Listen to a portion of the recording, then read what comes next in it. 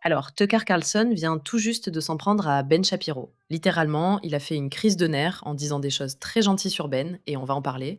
Mais le drame entre ces deux-là dure depuis longtemps. C'est long. Il est grand temps qu'on l'analyse parce que, d'une certaine manière, c'est une métaphore de ce qui se passe aux États-Unis. Vous avez le groupe de droite de Tucker, complètement fou, qui essaye de détruire l'Amérique, de la démoraliser, de dire que tout va mal. Et puis vous avez les Ben Shapiro qui sont restés fidèles à leurs valeurs tout au long et n'ont jamais flanché. Et ces deux-là n'ont jamais été amis. Je veux dire, tout le monde en parle. Ben en parle. Et il y a d'autres personnes qui sont très claires sur le fait qu'il n'y avait pas beaucoup de bonnes relations entre ces deux-là. Mais maintenant, c'est vraiment passé à un autre niveau. Parce que, je veux dire, il suffit de regarder par vous-même. Qu'en pensez-vous? Donc peut-être que la dernière chose dont ils ont besoin, c'est de recevoir des leçons de la part de personnes qui sont clairement les bénéficiaires d'un privilège non mérité, comme Ben Shapiro, qui est quand même parvenu à entrer à la faculté de droit de Harvard malgré un QI moyen. Comment cela? Question jamais posée. Des gens comme ça n'ont absolument aucune légitimité pour faire la leçon aux autres jeunes Américains sur le fait de se plaindre ou non de leur niveau de vie clairement en déclin et de leurs perspectives d'avenir. Ils n'ont absolument aucune légitimité, mais ils le font quand même. Je veux dire, le fait que Tucker Carlson ait réellement affirmé que Ben Shapiro a un faible QI prouve encore une fois l'une de nos grandes, grandes, grandes convictions ici dans le courrier des lecteurs, à savoir que une fois que quelqu'un ment une fois, vous savez qu'il pourrait potentiellement vous mentir sur tout. Je veux dire, on peut reprocher beaucoup de choses à Ben Shapiro, mais un QI moyen, ce n'est vraiment pas le cas. On peut ne pas être d'accord avec toutes ses opinions. On peut lui reprocher beaucoup de choses, mais stupide, un QI bas. Je veux dire, c'est vraiment en dessous de Tucker de sortir un argument aussi stupide, manifestement dicté par l'agacement et irréfléchi, contre Ben. Et il est là à dire que Ben Shapiro n'a pas le droit de s'adresser aux jeunes. Et pour ceux d'entre vous qui ne le savent pas, il y a un certain contexte derrière tout ça. En dehors du fait que Tucker et Ben se disputent toujours en ligne et se critiquent mutuellement, etc., Ben a récemment parlé de l'augmentation du coût de la vie et a dit que les jeunes Américains devraient trouver le moyen de se permettre d'y vivre, parce que l'économie n'a jamais été aussi favorable pour ça. Et Tucker répond: excuse-moi, tu ne comprends tout simplement pas la souffrance de l'Amérique. Et maintenant, il faut se rappeler que si l'on regarde le contexte des personnes qui ont vraiment travaillé dur pour soutenir la jeunesse et apporter des changements positifs en Amérique, comme Ben Shapiro, qui a changé le paysage en lançant le Daily Wire, en mettant les médias conservateurs au premier plan, alors qu'on cherchait à les faire taire. À gauche, à droite et au centre. Et puis, il y a Tucker Carlson, qui fait la promotion de la charia, qui parle de combien il l'aime, qui parle sans cesse de la grandeur de la Russie, qui invite des personnes complètement folles et menteuses et leur donne une tribune, etc. Je veux dire, et il démoralise son public. Souvenez-vous de son grand plan en 10 étapes pour sauver l'Amérique. Tout le monde pensait qu'il allait lancer un parti, et c'était juste des mots vagues qui ne voulaient rien dire.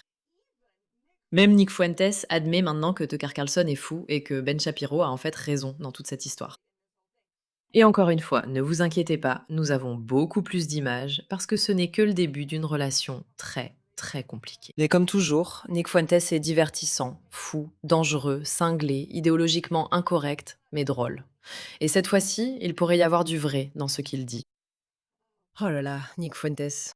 Évidemment, nous ne sommes pas d'accord avec Ben Shapiro sur beaucoup de choses, mais je pense que Ben Shapiro représente beaucoup de conservateurs. Et il y a beaucoup de conservateurs qui aiment encore Trump. Et il y a beaucoup de conservateurs qui croient encore au libre marché et qui croient encore en beaucoup de ces choses. Et les conservateurs traditionnels n'aimeront pas du tout cette plateforme. Et donc, bref, cette plateforme ne satisfait pas la base de la droite, peu importe ce que vous voulez dire sur les gens de droite.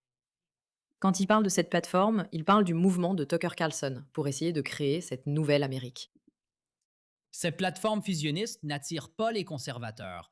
Elle n'attire pas non plus les partisans de MAGA. Elle attire un petit groupe, elle attire des gens comme Dave Smith, elle attire ce genre de personnes, tu vois. Et j'aime bien Dave, mais ce n'est pas un grand électorat. Des gens de droite au QI faible qui sont tombés dans le piège du discours sur la charia, le Qatar, le chaos islamiste, la Russie, la Chine, qu'on leur a enfoncé dans la gorge. Tu sais, la même chose qu'on a imposée aux gens de gauche jusqu'à ce qu'ils deviennent complètement fous, pro-trans et tout ce délire qui s'est passé là-bas. C'est la même chose avec la droite dingue au QI faible, tu vois. T'as la gauche à faible QI et la droite à faible QI. Et d'une certaine manière, ils ont tous été manipulés par la même chose. Et ça ne convainc pas non plus la gauche. Ça ne convainc aucun gauchiste qui croit en BLM. Ça ne convainc aucun gauchiste. D'accord? Donc en gros, Nick va continuer encore et encore à dire que Trump et Tucker Carlson ne parlent pas vraiment aux gens parce qu'ils ne parlent pas aux gens. Et la plupart de ses spectateurs sont probablement à ce stade des amoureux de l'islamisme et des migrants qui sont tellement ravis qu'il y ait quelqu'un qui crée encore plus de chaos en Amérique.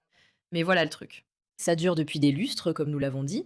Maintenant, ce que je trouve tellement intéressant à ce sujet, c'est que si vous continuez à regarder les vidéos de Tucker Carlson et que vous remplacez le nom de Ben Shapiro par Tucker, vous entendrez simplement à quel point il est frustré par toutes les choses qu'il fait lui-même. Il traite Ben Shapiro de vendu, c'est lui qui prend de l'argent de l'étranger, et tout le reste, toutes les choses que nous savons que Tucker fait, parce que Tucker prend clairement de l'argent du Qatar. Je veux dire, je pense qu'il l'a même admis à certains moments. Il a au moins reconnu avoir acheté des maisons là-bas, il est vraiment de mèche avec eux, etc. Mais regardez simplement à quel point il se met en colère contre Ben Shapiro tout le temps. Et ensuite, nous verrons comment Ben Shapiro dénonce Tucker pour tous les dégâts qu'il cause à l'Amérique, ce que la plupart des gens n'osaient pas dire. Outil de l'Iran. Je suis un fichu épiscopalien. Je ne suis pas chiite, comme un outil du Qatar, qui est l'un de nos alliés les plus proches au monde. La plus grande base aérienne américaine au Moyen-Orient se trouve au Qatar. C'est un de nos alliés proches. J'adore le fait qu'ici, c'est du genre oui, on devrait les soutenir parce que ils sont un de nos alliés les plus proches. Je veux dire, c'était mal. Tout d'un coup, c'est du genre, tu prends de l'argent qatari. Je n'ai jamais pris $1. Je n'ai jamais pris $1 de la part d'aucun gouvernement. Je veux dire, tu plaisantes. Et ce sont des gens qui agissent au nom d'un gouvernement étranger qui me disent que je ne suis pas patriote. Et j'essaye de ne pas me mettre dans une colère noire à cause de ça. Mais c'est difficile parce que tu vois ces gens, tu sais, Ben Shapiro ou ces vendus, venir t'attaquer personnellement. Parce que avoir un... Te critiquait pas plus tard que cette semaine. Mais ce qui est tellement exaspérant, c'est que j'aurai 56 ans dans 2 semaines. Donc j'ai vu tout ça. J'étais en Irak. Je ne suis pas. D'accord, tu es épuisante. Personne, littéralement personne, n'a envie de t'écouter. L'économie fait partie de ça. Donc, les personnes les plus riches auront toujours le plus d'influence. Alors, qui votre système économique récompense-t-il? Qui devient le plus riche? Et j'ai juste remarqué, avec quelques exceptions, mais très peu, Les personnes qui deviennent les plus riches dans notre société sont celles qui n'ont rien créé du tout. des profiteurs ou simplement des parasites de l'activité des autres. Et ils n'ont certainement rien fait de concret pour améliorer la civilisation. C'est donc un défaut inhérent. Et nous ne pourrons pas nous améliorer tant que nous n'aurons pas corrigé cela. On ne peut pas vivre dans un pays où Bill Ackman, qui gagne des milliards en pariant contre des entreprises productives, en vendant à découvert, ce type gagne des milliards de dollars. Ce n'est même pas contre Bill Ackman, mais quelqu'un avec une intelligence plutôt médiocre, sans créativité, qui a des instincts prédateurs et aucun scrupule. Si ce type finit par gagner des milliards, tu sais, il faut tout recommencer. Et je me fiche de comment tu appelles ça. T'es un socialiste. C'est juste tellement épuisant. Socialiste, bon, d'accord, je me fiche de comment tu appelles ça, et peu importe, ça n'a pas d'importance comment tu appelles ça. Ce n'est pas une religion, c'est un système économique. C'est tellement épuisant. Et comme le dit Al Jacobi, pourquoi Tucker Carlson refuse-t-il de débattre avec Ben Shapiro? Ben Shapiro à l'Amérique, tais-toi et mange ton pain de riz Oreo burritos ou plus que ce que tu mérites. D'accord, c'est un vrai tweet de Tucker Carlson. Mais encore une fois, souvenez-vous des dangers que représente Tucker Carlson, n'est-ce pas? Écoutez ceci. Des mensonges sur à quel point nos enfants ont une vie terrible, pire que tous les autres enfants, et comment rien ne peut résoudre leurs problèmes et qu'ils n'ont aucune responsabilité. La vérité, en réalité, c'est que la plupart de vos problèmes peuvent être résolus par vous-même. Deuxièmement, la liberté. Parce qu'un gouvernement assez grand pour imposer sa volonté dans chaque aspect de votre vie est un gouvernement assez grand pour détruire toutes vos libertés. Et oui, vos vertus. Nous avons, parce que nous sommes faits à l'image de Dieu, des droits de propriété privée. Nous avons le droit à la liberté d'expression, la liberté religieuse et le droit de porter des armes. Le gouvernement fédéral n'a ni la capacité ni le droit de passer outre à votre volonté ici. Vos choix comptent. Et si vous exercez correctement ces droits, ils rendent le monde meilleur, parce que vous savez mieux que ces gens ce qui est bon pour votre famille. Et enfin, la force, parce que nous faisons face à des ennemis qui dépestent notre vision du monde. D'accord. Donc ici, il parle de tous les points de Tucker Carlson. Arrêtez-vous là. De quoi parle-t-il vraiment? Sérieusement, de quoi s'agit-il vraiment? Et qui est le président des États-Unis? Quel est son nom? Il ne le mentionnera pas. Pour une raison quelconque, il traite le président des États-Unis, il le traite un peu comme s'il était Voldemort. Si vous dites son nom, il apparaîtra. Mais tout ce qu'il dit ici condamne le président des États-Unis. Soyez-en bien conscients. Lorsqu'il dit que les gens sont distraits par le bombardement de l'Iran, qui a bombardé l'Iran? Le président des États-Unis. Lorsqu'il dit que c'est une distraction de sortir les garçons des sports féminins, ce qui n'est pas une distraction, c'est une question majeure aux États-Unis. Nous avons mis fin à la menace trans contre la vérité et la réalité. Quand il dit ça, qui a fait ça? C'était Donald J. Trump. Et puis il dit qu'il sert des amuse-gueules. Quand il veut un pays, il dit où les gens ne dorment pas sur les trottoirs, ce qui, soit dit en passant, est généralement une question locale et d'État, où les gens ne font pas d'overdose de drogue. Et puis il dit pourquoi ne pouvez-vous pas l'arrêter? Vous avez l'armée américaine. Vous n'avez pas le SEAL Team 6? J'ai une question. Est-ce que Tucker est en faveur de l'utilisation du SEAL Team 6 pour s'en prendre au cartel de la la drogue mexicain? Je le suis un peu. Donc j'aimerais vraiment savoir si Tucker est en faveur d'une guerre d'intervention au Mexique afin d'éliminer les cartels de la drogue mexicains. Vraiment? Il l'est? Si c'est le cas, il devrait probablement le dire clairement. Mais remarquez qu'il n'y a jamais de solution. Il n'invite même personne pour discuter de ses problèmes dans son émission. Il ne parlera jamais de la façon de résoudre les problèmes. C'est pourquoi je dis que c'est une question de démoralisation. C'est pour vous faire ressentir du désespoir à propos du pays, parce qu'il n'y a jamais de solution qui émerge de Tucker Carlson. Je vais accorder ce point à Zoram Ramdani, que je considère comme l'une des pires personnes de l'histoire politique américaine. Ses solutions sont absolument nulles, de la pure camelote. Mais au moins, il en propose.